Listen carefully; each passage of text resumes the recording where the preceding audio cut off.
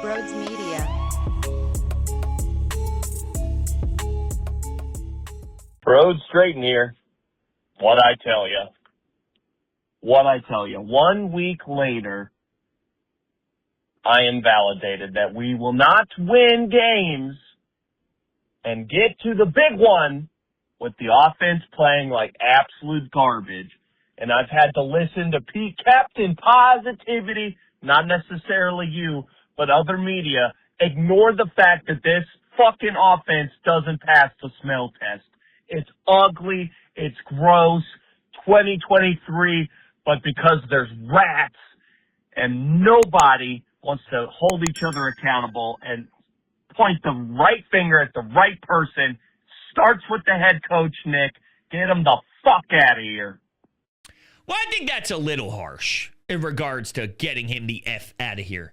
I am disappointed in Sirianni. I think there's clear limitations on what he provides, but I mean, he's been to 2 Super Bowls in 3 years. The thing, it's kind of like in a Jalen way. And I feel way better about Jalen Hurts, the quarterback, than I do Nick Sirianni, the head coach. Let me be very clear. But just hear me out for a second and follow me along. Is Jalen Hurts Tom Brady? No. Is Jalen Hurts Peyton Manning? No. Is he Pat Mahomes? No. But he is someone that when you surround him properly, and that doesn't mean you need to have the most stacked roster in the world. I know some go, oh, you got to have Devontae and AJ and Saquon and the best O-line to ever exist and an elite defense. And that, no. That's not. You weren't saying that in 2022. They weren't built the same way in 22 as they were in 24. You were, what, the Miles Sanders of the world, and we had the DeAndre Swifts of the world. But my point is this. You can win a Super Bowl with Jalen Hurts. That's his ceiling. You could put quarterbacks on the Eagles, not win a Super Bowl. Daniel Jones on the Eagles, not winning a Super Bowl. You could put Jordan Love with the Eagles. I don't know if you're winning a Super Bowl. There are guys that might not be able to cap out on with a Super Bowl on a team like the Eagles. Jalen can. Now, he's unique. He's very different. You have to do it structurally in a way that doesn't compare to anybody else. He's one of one, and that's what makes this a strange conversation to have. But his ceiling, if properly structured, is win a championship. Not every quarterback has that. I'd say maybe 10 out of the 30 plus have that. Nick Sirianni can win a Super Bowl. You need to be structured the right way. There needs to be an offensive coordinator that isn't new at this. You need to find a guy that, and this is difficult, but with Vic Fangio, for example, we're not afraid that Vic Fangio is going to walk out that door and get a gig. It puts you in a bind because it makes it harder to have sustained success, because when you have the new, young, shiny toy, they're going to get poached and be the next Shane Steichen. So what Nick does is he limits you from building this ridiculous amount of sustained success, but he's also getting you a Super Bowl victory and Super Bowl appearances. You probably take that payoff because you know the ceiling of Nick Sirianni is he can win a championship. You just have to structure the organization weirdly. It's one of one. It's a strange situation. It's not Andy Reid. It's not Sean McVay. It's not Kyle Shanahan. See what I'm saying here? But his ceiling is Super Bowl. That is the truth. So I'll rip Nick Sirianni to shreds.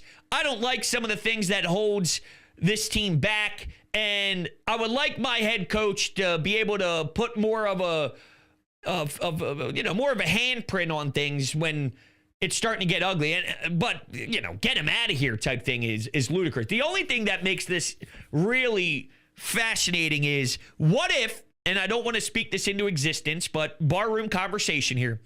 What if you have another collapse?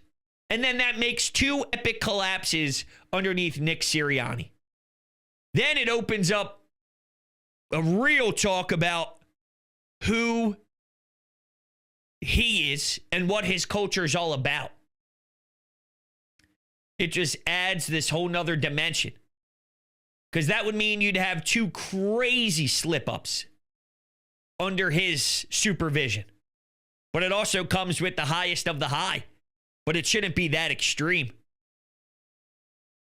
And you know they almost fired him before, so crazy. But by no means, with how much I'm angry and how much I'm aggravated, am I right now screaming for his head. That's not what I'm doing. And another thing on that call, though,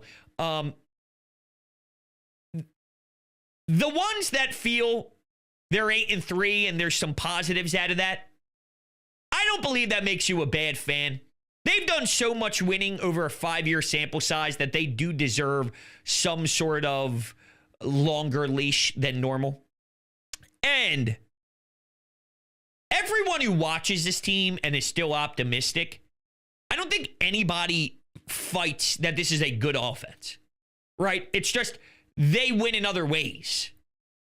Is anybody defending the offense saying this is a Super Bowl offense, or it's they can still win a Super Bowl with this flawed offense? Because those are two totally different things. I don't think anyone's really claiming that there's good stuff in this offense. It's not good. And what I'm going to do is I'm going to play for you because Shil Kapadia explains it better than I ever can. Why there are still reasons to believe that this is something salvageable.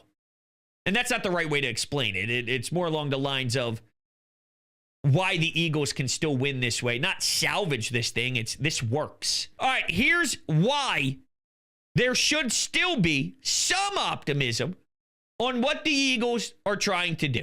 What if everyone's overreacting to the offense? Okay, they're 11th in DVOA. They're 8th in passing DVOA.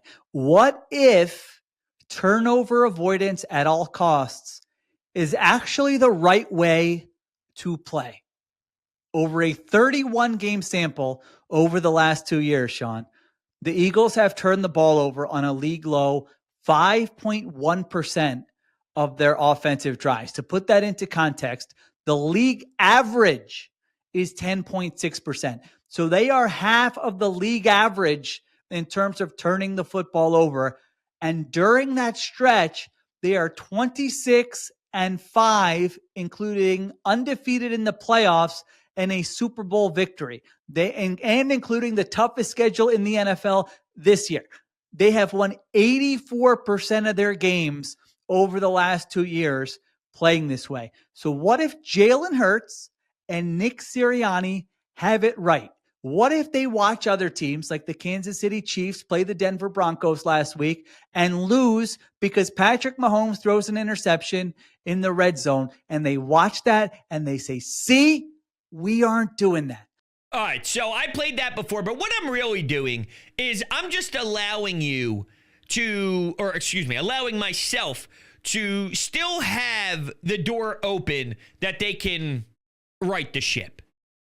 Because I'm aggravated, I'm sad, I'm angry, but I'm not losing sight of beating Green Bay, beating Tampa Bay, beating Los Angeles, beating Kansas City, beating Detroit, beating these teams. I'm not losing sight of that. And this Friday is a monster game. It's a season-defining game. It's going to tell me a lot about who they are. And I was listening a bit to the afternoon show today, and the 2023 comparisons were getting brought up. Elliott Shore-Parks was in studio, and I thought him and Ike had an interesting debate just sort of about if this team is going to follow the footsteps of the 23 team, or are they closer, or is this team in a different headspace? And one thing Ike kept saying is if they are a real team, then that slip where they completely fell flat on their face won't happen. If this is a tight-knit group, if this is a locker room that's all bought in to go do the damn thing, it's not going to happen. And I agree with him. But here would be my counter. Are they that? Are they? The same team that's trying to get it out there that I'm not the problem? Different leaks every week? Different drama every day? Different player saying something new every single Sunday night, every single week of practice. There's so much controversy. Stories out the ass when they're 8-2. Are they all bought in to do it again? All right, let's take another. Hey, Brodes, Will from West Virginia. I left a voicemail a couple of weeks ago calling for Nick Sirianni's job, and admittedly, I was not entirely sober when I left you that message. And I've been waiting for a couple of weeks to see a good performance and apologize for my drunken behavior. Unfortunately, I think drunk Will might have hit the nail on the head in that I think it would be more beneficial for the Eagles to get a legitimate X's and O's head coach in there, because it just can't look like this every other year, man. That's not good for anybody's mental health. Let me know your thoughts. Thanks. I appreciate the call. I'm very mad at Nick Sirianni anger mode. I'm not in we have to run Nick Sirianni out of town mode. That's two totally different things on the frustration meter. I can be very angry, disappointed, mad, sad, upset with Nick Sirianni, and I can express that on a day-to-day basis and have concerns, but that doesn't mean I'm pulling the lever to get this guy out of town.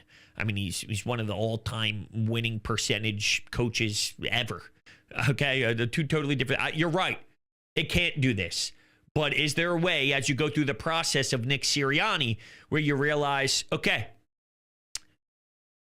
we have to do it differently. Nick can still be at the helm, but this whole Brian Johnson, Patullo, his guy thing, that won't work. But if Howie's in control and he consistently find guys that work, because truth be told, the way this is trending right now, if Patullo doesn't get a head coaching job, which who the hell would take a shot on him right now? Is he back because they're going to want to keep continuity? See, that's where we need to have a fist fight. If I'm Howie, or if I'm me, and Howie Roseman decides that that's a good idea, that's where we're crossing the line. But those are two different extremes: anger and get him out of town. I'm not a get him out of town. I'm not there.